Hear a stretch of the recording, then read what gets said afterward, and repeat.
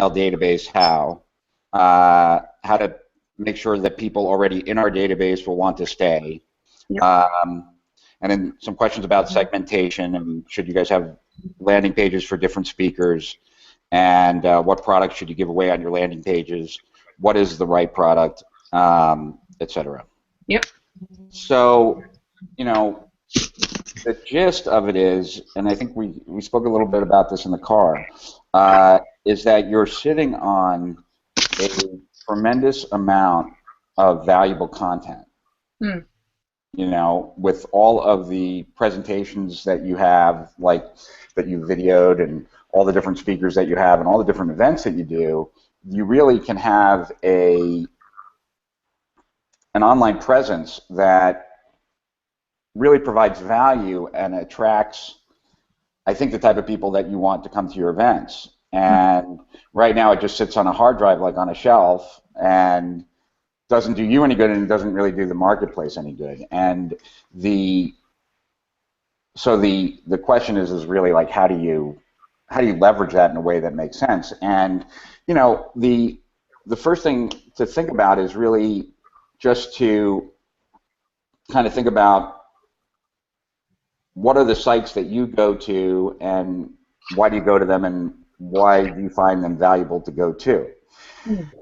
You know, because you know, it's one thing for a business that doesn't have valuable content and needs to kind of create it, but that's really so not the case here. Mm. And my thought is that, well, what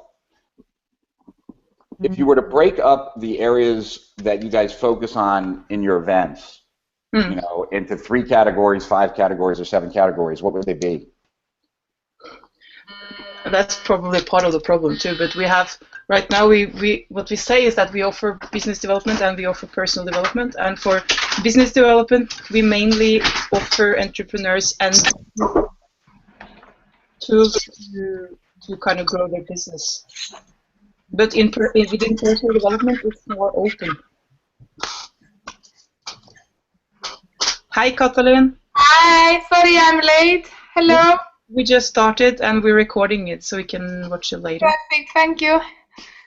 Is that where you are, where that picture is? It would be very nice, but unfortunately it was a year ago. Also, Rich, I didn't say that, but I want to say thank you for taking your time to speak to us, because it's very valuable to us. We really appreciate it. No problem. All right, so I hope it will make value for you also. Well, in personal development, if you had to break it up into categories, what would you say? Like, what would be the main, you know, topics that your speakers seem to cover, or that people have told you they're most interested in, or what you think that is behind where they're coming from? Like, what inherent challenges or goals do people come with? Living in purpose. Purpose. Goal setting.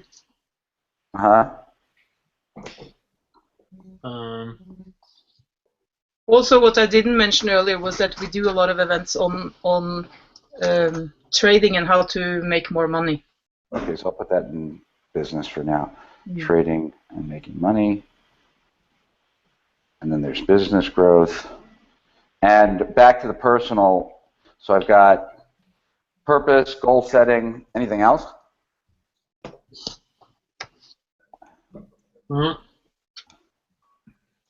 Health, perhaps?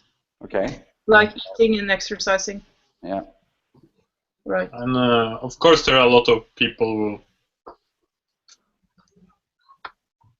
have some, what can I call that? They have some issues, personal issues. Like, more like maybe they're depressed, or what can we call that? They're kind of stuck. How about that? Stuck, yeah. Yeah, okay. All right, and then on the business development side, trading and making money, there's business growth. I can open these now, actually. Anything else? Like, have you had any other specific topics? sales training, marketing training. Sales and marketing training. Yeah, we have one speaker like Eric talking about business freedom, how to go from business freedom operator to a business owner. Mm-hmm. Maybe some finance, economic. We had some part of that.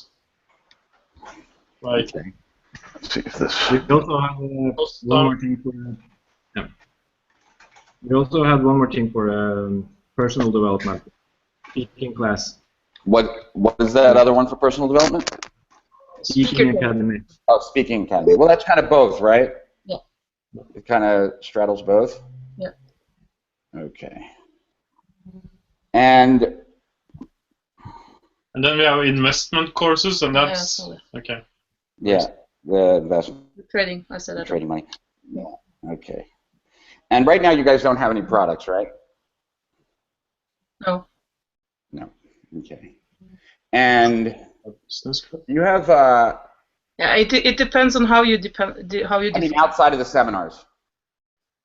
We have a membership which is a business networking membership. Right. And we have a personal development membership which is more on events. But everything is offline. There is no product online. Yeah. Okay. And do you guys have like do you have anyone in staff that is good at video editing? No, not good. I started to learn it, but I'm not good at it yet. And how long have you been doing Elevate? February last year. Oh, that's when you started? Yeah. So how many events have there been? Loads. With everything like sales. Let me ask you, yeah, with everything, how many events have you video recorded that you have videos of? I think we have 100 events. Not video. Oh, wow. No, not video recorded, but we have maybe 20, 25 video recorded. You see, like one of the things I'm thinking, and this is like just very general at the moment, but what if you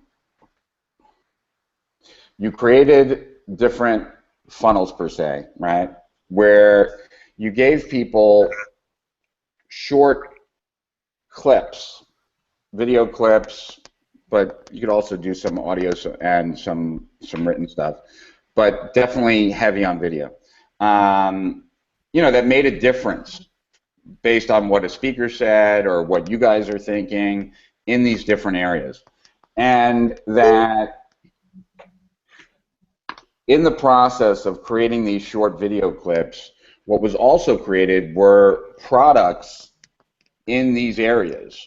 And what the product that you created had some of your own stuff, but then also had edited pieces from a lot of the events that you've done.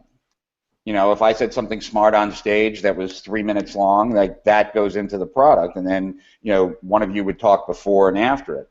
And if the goal of the funnels was really to sell that product, the product could be somewhat inexpensive, and you could give, you know, either 50%, 75%, or 100% of the sale to the affiliate that was sending any traffic.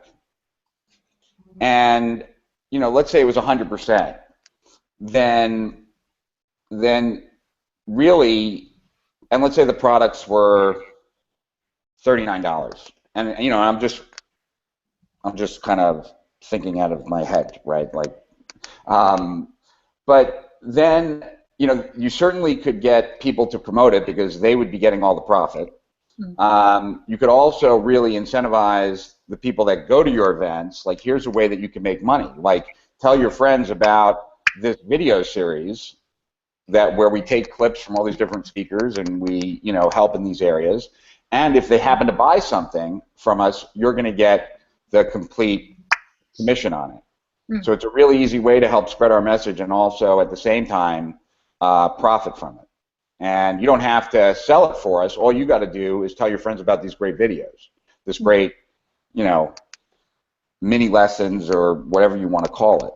And the, you know, the goal is really, if you do something like this, is to create something, to take what you have and use it to create value for others, and so that others either promote it or share it, and either way, that creates a steady pipeline for you of people that, you know, are now coming into your funnel. Because if anyone buys any of these products, they're telling you what they're interested in, and if they consume any of the product, what they're being exposed to are some of the best ideas from the different speakers in that area, right? So it kind of like, then it's creating a reference point of what the event is like, what they can experience, and so forth. And in addition to that, there's also the other money-making opportunities that would come from being able to sell any of the Guru's products who were on stage to the people that bought those bought the original products. And so that's like more, I mean, if I were you guys, that would be the overall direction I would go in. That's going to take time, but ultimately, if that was in place, you would have a business that was very self-sustaining. Like you would have a systematized way of, you know, you'd first get all this up to speed, but once you did, then every event, at the end of every event, someone would go through the event, edit, take the pieces out, like pieces that would go into a product, pieces that would be good to show online, and that would be kind of a streamlined process to consistently have products in these areas, come up with new products in this area, and it would be furthering getting more and more people into your business. So that would be like a long-term strategy to ultimately get a steady flow of clients, like to your events, by doing all this. I think that would be the overall approach on the bigger level that I would take, but I also think that there is the opportunity for you to just, so I'm going to differentiate what I just said as being more of a strategy for building into your business the ability for it to be sustainable, right? Like to have it be something that you have enough stuff going on, like automatically and continuously, that you know that, you know, the event in 6 months from now is already going to have X number of people because of like the people, just based on numbers of people being exposed, and you know exactly what's going to happen, and that allows a business to operate from a much more secure point, you know. But then there's also the other side of like, what can you do? So that's like tomorrow money, I would say. And then once it's in place, it's ongoing. There's today money, and today money, like it would seem to me, I'll kind of, and I think we talked about this too in the car, but I'll circle back around to it and just kind of give you an example that's not exactly the same, but I think it will give you a perspective. So we did the webinar for like years, right? This automated webinar since like 2008. And personally, I'm not like a big fan of webinars like to attend. Like I'm a big fan of them to promote, but you know, I don't generally like going to webinars. But I do like watching video presentations from stage. Like, so I'm a fan of Dan Kennedy, right? He's a friend of mine, but I'm also a fan of his. And if Dan's doing a webinar, I'm already like, probably not going to do it. Probably not going to go. I don't, you know, who knows what he's pitching, whatever. But if he just gave a presentation on stage, even if he pitched something on stage and he told me that I could watch that video, I'd probably go watch that video, right? And so what we did in our webinar series was that, you know, one of the beauties of why I went from writing reports to writing to creating a webinar, was that someone could download the report, but then I really never knew. I mean, I could put a link at the back of the report to get something else to see if someone had read the report or not, but I really couldn't get a very good handle of each person individually. When we went to webinars, we could. Like, we knew each and every person, whether they attended or not, first whether they registered or not. If they attended or not, if they attended, how long they stayed, did they stay, what specific time, and then it all gets stored, right? Like, so we know on an individual person, like, did they watch the whole thing, did they leave after 5 minutes, and therefore we can put them in groups based on, if they watched the whole thing, then we have to try and sell them more. If they left after 5 minutes, they either weren't interested or we got to try and get them back, and, whatever. And if they left halfway, then odds are is that they didn't find it very appealing, right? And so then we could kind of further up based on whatever their action was. And what we found is that if someone didn't attend the webinar, like, we could go back to them and tell them about a replay 4 times before they started ignoring all of our emails, right? Like, after they had enough of us. And so the idea is that, what other way can we get them the same message? Because my webinar is just a much longer version of the manifesto.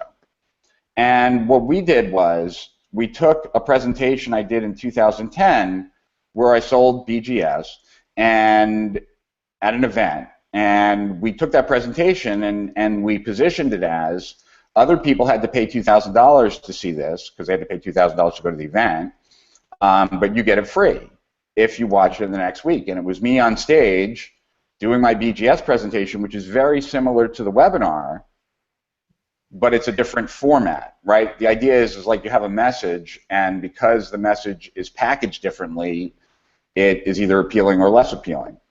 And the first weekend that we did that, like, put it into the webinar sequence, like, so anyone who basically doesn't buy, but especially the people that don't attend, they get it earlier, are invited to watch this presentation that I did at the seminar. And the very first weekend that we did it and put it in place, we sold like 70 some odd BGSs. I think that there's an opportunity, and I'm not exactly sure what it looks like, but I think there's an opportunity to take the presentations at each event that sold the best, that really sold well, right? That sold well based on the presentation. Like, the salespeople tell you that they had to do the least amount of work on this one, right? Like, that people came to the table, order form filled out in hand, right? Like, all they had to do was collect it. There was very little work on their part that they had to do. And, I would imagine that at each event, someone knocks it out of the park like that. Maybe not every event, but I would imagine almost every event. There's somebody who stands way above everyone else and seems to close really well. And that, to me, is a different type of asset than just like the overall content that we were talking about. That's a dialed sales presentation that, when your list is bigger, or or even in dealing with affiliates, that could be turned into a lot more money. I mean, it's like at the event, I don't know how many people there were there. Not your event. I'm talking about the event that I presented that BGS presentation. Maybe there were like 300 people there, and maybe I sold like 40 or 50. It was it resonated better than when I was out by you guys. But, I've probably sold like close to 1,000 people now through that presentation. And it's because that presentation is just part of a process. And it was it was me presenting at, I guess, as good as I can be. And there are, you have presentations like that. And I think that there's an opportunity to work out some kind of special deal with your presenters where, if a presentation does really well, you can, maybe change the deal a little bit so that, the people in the room still got the best deal, because you don't want to bastardize like the benefit of being in the room.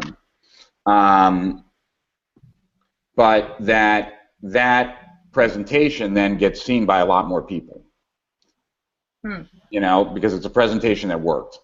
And because of that, like, the more people that see it, the more likely it is to actually, let me just see something, because I think I have, just so I can kind of show you what it looks like. Hold on a second.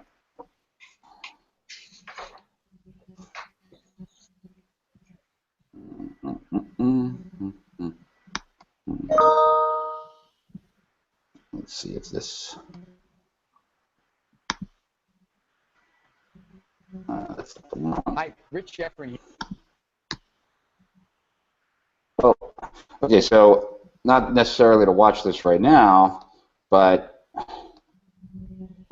here's like a link to a video that explains it comes before the presentation, right? Like, I'm explaining like what's up.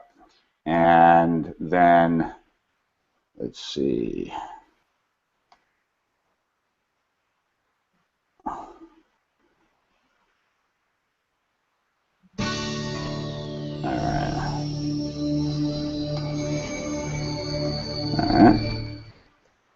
Welcome to the stage, a true legend in...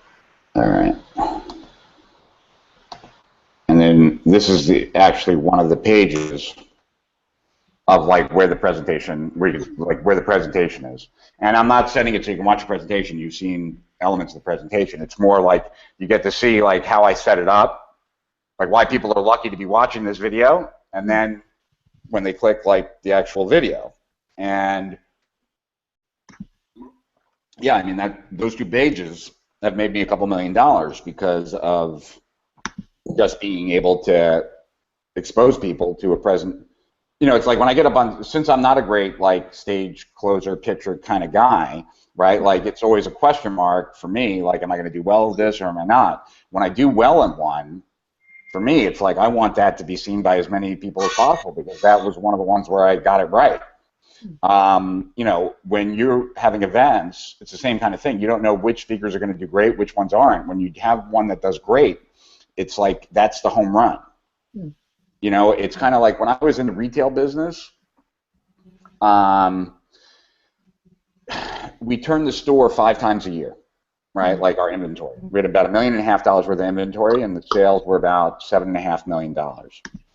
And in order to turn the store 5 times, basically go through our entire inventory 5 times a year, we had to sell 10% of what we had in the store every week, right? About 150,000. And certain products would sell a lot better than 10%, and certain products would sell a lot less than 10%. The products that were selling a lot better than 10%, we wanted to reorder as quickly as possible, because that was the season's like home run pieces. Like, those were the ones that everyone was buying, and the sooner we could pick up on that, the sooner we could reorder it, and the more likely we would have them in stock. And the ones that were selling less, we'd have to move around the store, put on sale or whatever. And so it's, it's kind of like a home run business. You're looking for the few things each season that are things everyone's got to buy. And when I first started working with Agora, when they were like a much smaller company, I guess about like $60 million company, and now they're a $600 million company, one of the first things that I learned was that their business was kind of the same, like the direct response business was the same as the retail business, that they were putting out sales letters and offers all the time, but they were looking for that home run. And as soon as they had a home run, like, they did anything and everything to make that home run work as well for them as possible. One of my mentors once told me that he never had anything that started out shitty become great, right? Like, like if you put out a promotion and it doesn't work, tweaking it and trying to make it better, the best it's ever going to be is mediocre. But if you have something that works right out of the gate, right, like it starts out strong, and your goal is like to make the thing. And that's kind of what I'm talking about here. It's like whatever presentation at an event works really well, like the goal is to realize is that you're leaving the event with an asset that, like, when leveraged to the maximum, you could make a lot more money from. Does that kind of make sense? Now the question is, how do you do that?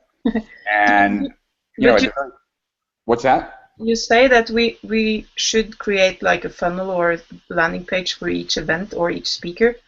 Or should we? Yeah, well, the funnel. You see, I don't think you need landing pages for each speaker. No. Well, it depends. What I would say is that, like the funnels that we were talking about earlier. Yep. Those speak to specific issues, right? Either a problem that someone has that has been unresolved, right, or a goal that someone has that's unattained. And basically, when I look at a market, that's what I'm thinking. Like, markets are generally defined by either a goal unattained or a problem unresolved. And those are generally going to be stronger because, you know, if I've got a problem that I can't get rid of or a goal that I can't get to, I'm somewhat motivated to get information. I want to fix it, right? So the funnels, I think, should be in place based on that.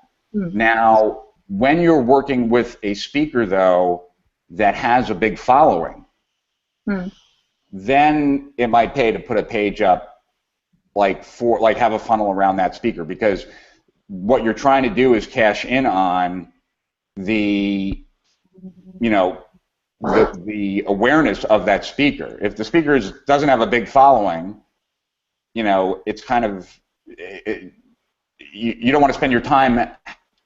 I don't think it's the best use of your time to try and make that speaker have a following.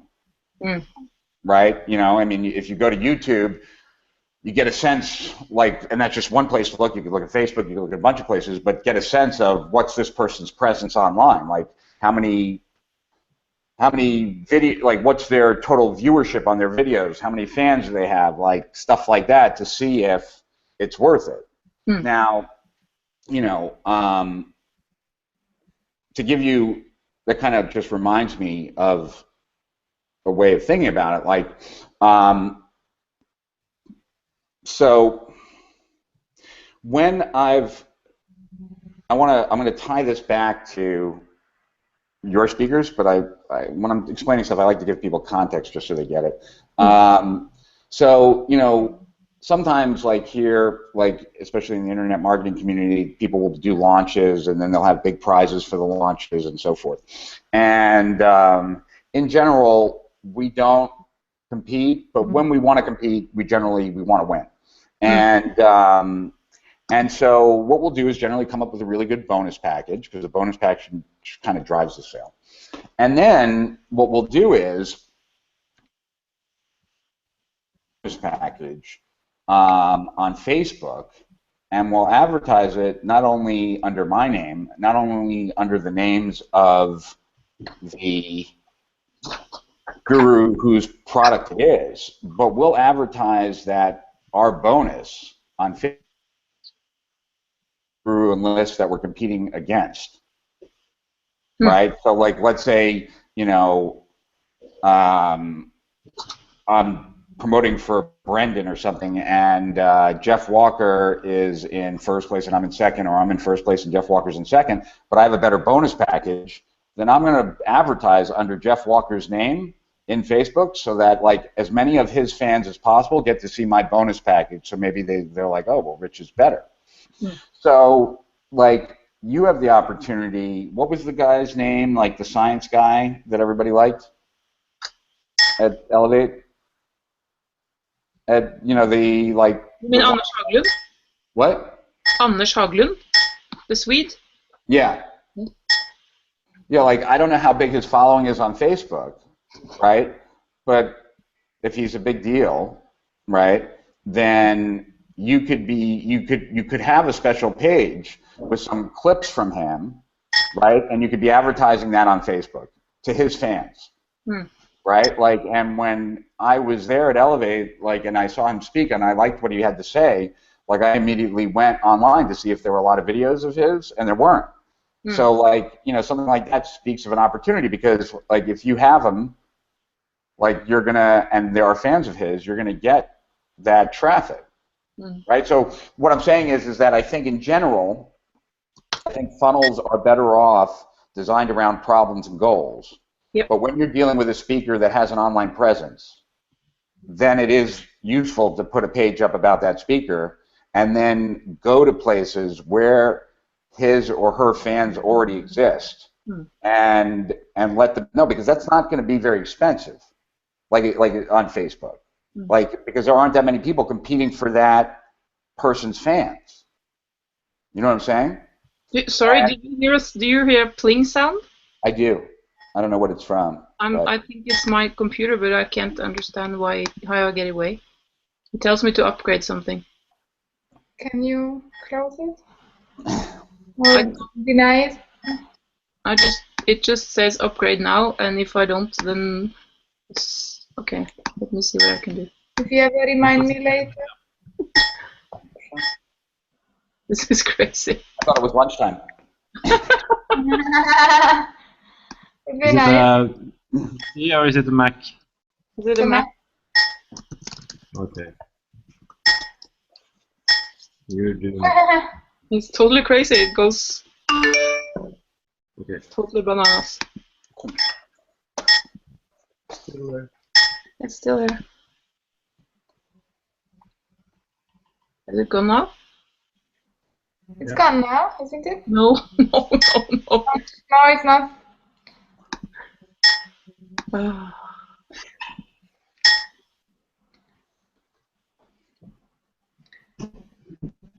I'll mute. So you don't hear it. It's But doesn't then really we're not bother gonna me. hear you. Yeah. No, I have to unmute when I speak. Yeah. So I would definitely take that route when it comes to speakers who have like an online presence. I think you could benefit by, and the goal would be basically you're benefiting by getting as many of those people, of that speaker's fans, onto your list. And if I would imagine that also, since I haven't seen many speakers do this, like do what I did with the presentation that worked well, and then making sure all my lists saw it, so that people got we made the maximum from it. That you could offer to do that for speakers who have a list. Like, why not? Like, you spoke to our group. Why don't we take your presentation, show it to your group, for some kind of affiliate commission that you'd get, and maybe it's the 50%. Maybe it's less. Maybe you only take 25%. But in order for them to watch the video, the presentation, they have to register. And, it's like, that's a deal that you don't lose on, even if you're only taking 25%. Because, like, if I put out a video, if I go to my list and say, I was just over here and I gave this presentation, it was extremely well received and you should check it out, a good portion of my list is going to go, right? Like, so, and if they have to opt in to watch it, they're getting on your list at that moment, right? So you win by, it's like if we had that deal and it, my presentation didn't work so great, so it wouldn't really make sense in this particular point, but let's say it did, right? If we had that deal, like, you would be getting 5,000, 10,000, 15,000 people like added to your list. Now, they're Rich Schefren fans, but there are other people like Eric who are similar to me, right, that you would have something to say to those people. Now, you wouldn't want to like promote Eric right away because you'd end up kind of probably annoying the speaker. But after a period of time, like a couple weeks of trying to sell that speaker's product to his or her list, at some point they can go into your general funnel. And I would imagine that I think that would be extremely lucrative. And if I were like, do you think anyone would allow us to do that? Would they want us? I think so. Yeah, I mean, look, if it's like when you have when you get on stage and you have a presentation that works really well, there's no reason not for the maximum number of people to see it. And depending on the sophistication of the person that you're dealing with, it might be you're gonna have to strike a different type of deal. Like if you came to me with that deal, I would, I'd probably say something along the lines of, I'd rather give you 50% and I'd rather you not take the names. Right? Like, however, if, so there's just, I mean, each person's going to be different, but there's a deal to be done one way or the other. So in that sense, like, with me, you wouldn't necessarily grow your list, but you would make more money. Right? And I think some you'll do both. I think, though, also that if you have something that works, if someone does something that works really well and sells well, yeah, they're going to want it to work for them. They're just going to want it. I mean, that's like, why not? Like, if I spoke to 500 people and it worked well and I've got 5,000, 50,000, or 500,000 people on my list, like I can do the math, and and the people on my list are going to be more responsive in general than the people even in the program because they're already fans of mine. So I think, like, I would say that, when it comes to making money, I would certainly be figuring out how you can take the best presentation from each event and, do some kind of deal with that speaker. But even without doing the deal with that speaker, you could still, I mean, the speaker would have to be okay with it, but I don't think there's a deal to be done. I think every speaker would be okay with this. You can do a mailing to all the people that have ever been to an Elevate event.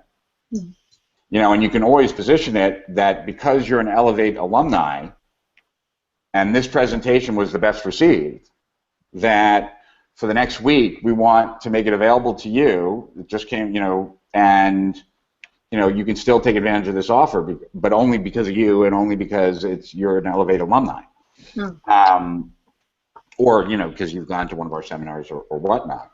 I think that becomes like a place where you can easily make a lot more money. And I would say that back to the original thing we were talking about as far as the funnels, I would try and think of what is the most popular of all these different things. Like in personal development, like, is a purpose, goal setting, health, being stuck, or speaking academy, or maybe it's something that speaks to all of it. You see, like, the problem is that personal development is so general that I don't think it's like, it's like someone's asking me if I want to read a self-help book. It all depends, right? But if there's something that, like, maybe it's like be your best self or something like that, right?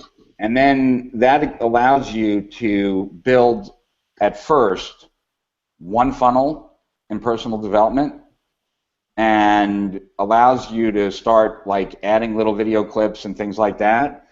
And then as you get enough of any specific area, you can then, make a specific funnel for that, because the goal is to get, when you're working on something, is to get it up and working for you as quickly as possible. And to create all these little funnels, I think is going to take a lot of time and effort, and it would suck not to be having things work for you until that was done. So, yeah, like, on the personal development side, it could be like, be your best self, and in this, and that's all about figuring out your purpose, developing the best goals for yourself, getting in your ideal health, getting out of anything that keeps you stuck, and speaking with influence, whether you're speaking to a crowd or just the people that you love or whatnot. And then on the business development side, it could be like, if on the personal development it's be your best self, like on the business development is make the most or make the maximum amount or something like that, and then that underneath that, investment strategies, trading and making money, grow your business, improve your sales and marketing, achieve business freedom, right, or grow your business through speaking. And so now you just have these two funnels, and you're taking best clips from everything and putting them into that, but as you do more of it, you eventually could break it up into smaller pieces. And what I would say is that at the end of every video, You know, these should be short videos, 2 minutes to 5 minutes. Like, they don't have to be longer than that. I mean, if you have a piece that's 7 minutes, it's fine. But, you know, the goal is short little pieces that can be impactful. And then as you, like, for the next, you know, if this is already in place, then you can always get little clips from a speaker that you're going to have at the next Elevate, and get some video clips from that person, and then just do a broadcast, as opposed to, you know, a sequence, right? You know, a sequence is something like, you know, they're going to get this email today, they're going to get this email 3 days from now, this one 5 days from now. You know, that's all, like, laid out. A broadcast being like, I think I'm going to email my list today. Boom. You know, so you can have little clips of actually someone who's going to be there, and that would probably get some more interest. But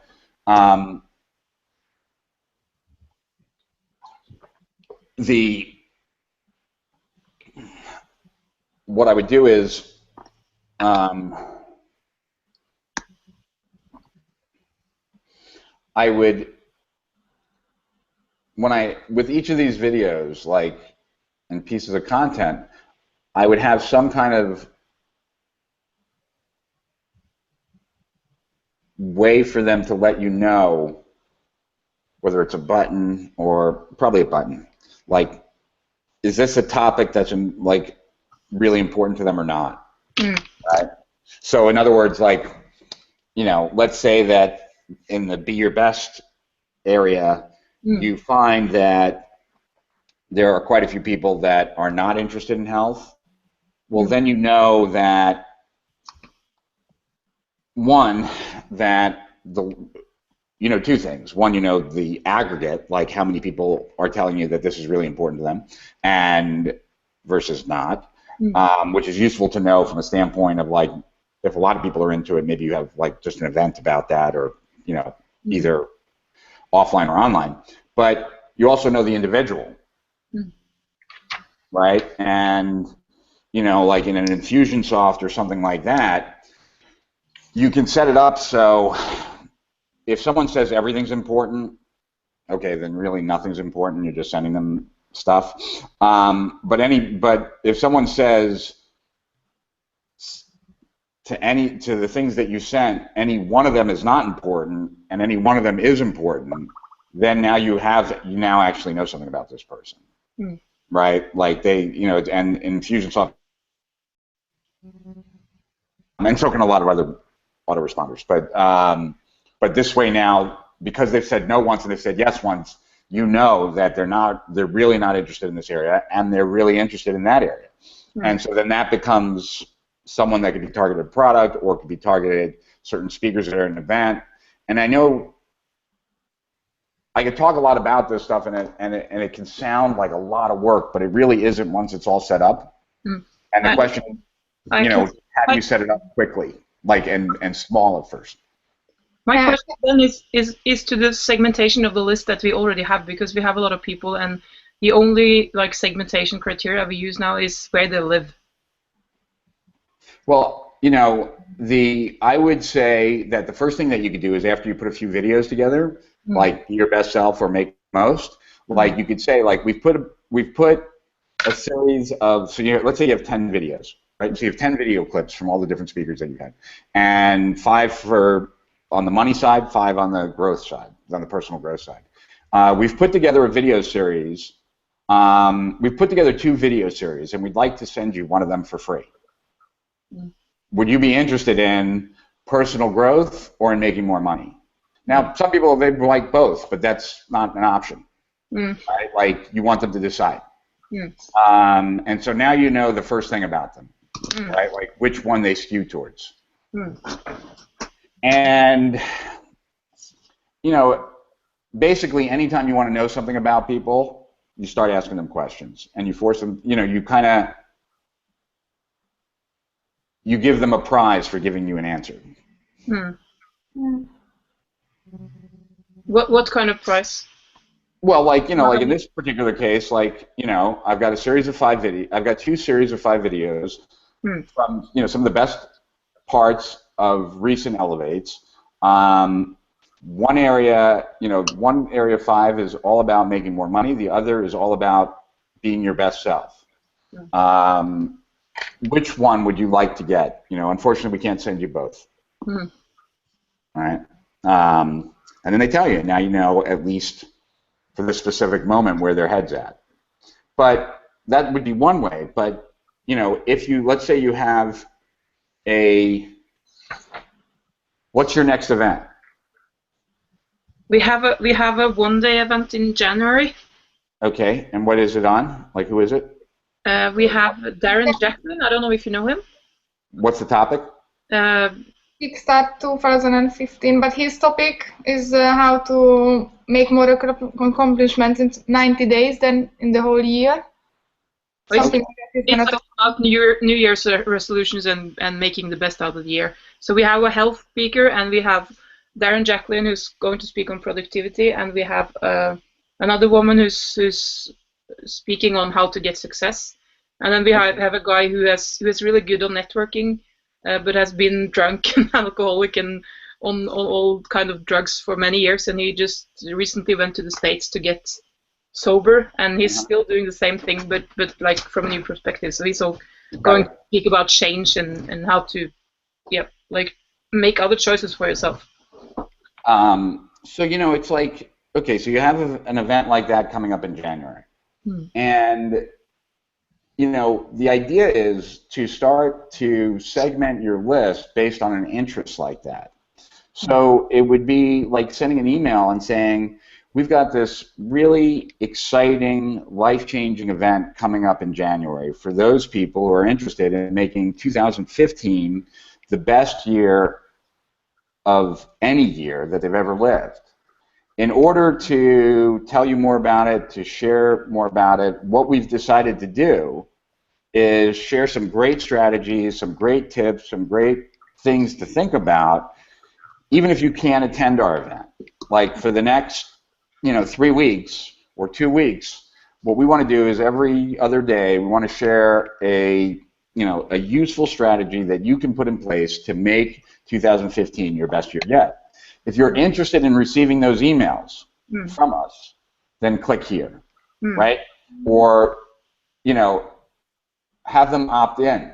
In general, you have them re-opt in, because now they're re-opting in, which kind of rebirths them. They're re-engaged. And it gives you the right to send them some good stuff, but then to also send them promotions. And if you think about it, it's like if you send out an email, like 2, 3 of those emails to the list, and someone does not want any free material, like on how to make 2015 a great year, then odds are is that they're also not coming to a seminar about making 2015 a great year.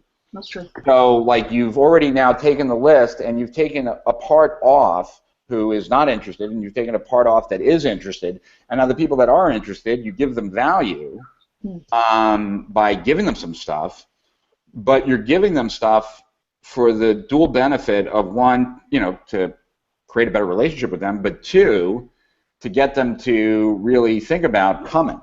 And then it would be like a great strategy I learned from this person who would be like one of the speakers is this, and you can apply this starting today, or you can get everything in place so that January 1st hits and you're like living this. But there's so much more that you can learn from so and so. And that's why I want to tell you a little bit more about the event. So, like, you're giving information, but you're also kind of seeding the event. And, then in addition, how much is the event? It's cheap. It's $1,000 US. 1,000? So. No. Sorry, it's like 200. 200. 200? And how long is it? 1 day? Yes, 6 hours. So, then immediately after that, like, so let's say that you did that, right? You went to your list and you actually had them raise their hand like, yeah, I'm interested in making 2015 a great year, and you gave them some content and you made some extra sales, You know, the majority of the people that raise their hand obviously are not going to be attending this seminar, but some will. But now you have this group of people that are still interested in making 2015 great. You know, and at the day that night when the seminar is done, you know, you send out an email like, wow, it was incredible. The transformations people had were insane. You know, if you couldn't make it because it was too far away or you couldn't make the time, like, I don't want that to stand in the way of you receiving the benefit. So, because this seminar was so fantastic and because you told us that you wanted to make 2015 a great year, like, we've decided that we're going to put this whole day seminar up online, and we're going to, if you, like, so that if it was a distance thing, like, pay us the $100 and we will, and you can watch it from the privacy of your home. So you're not making it any cheaper, so you're not incentivizing not going in the future. But, you know, there are a lot of people that don't want to travel. Price? What?